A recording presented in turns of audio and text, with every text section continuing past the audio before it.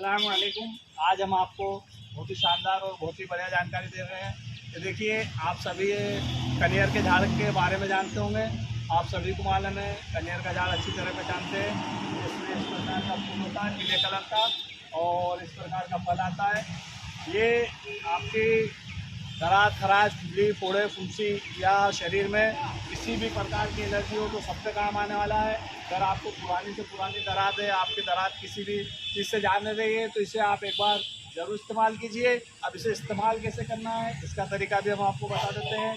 ये देखिए, ये इसका फल है। इसका फल ले लीजिए और इसकी थोड़ी पत्ती ले लीजिए। इनको अच्छा बारीक कूट लीजिए या और इसे नारियल के तेल में या सरसों के तेल में अच्छी तरह उबाल लीजिए, अच्छा से पका लीजिए तब तक के कलर नहीं छोड़ दें। ये कलर छोड़ देगा, तेल हरा हो जाएगा। उस तेल को आपको रोज़ाना जहाँ भी प्रभावित एरिया है आपका, जहाँ भी आपको दांत खास खुजली है, वहाँ पर रोज़ाना दिन में 2 बार इस्तेमाल कीजिए। आप देखेंगे कुछ ही दिन में आपकी ये बीमारी जड़ से ख़त्म हो जाएगी।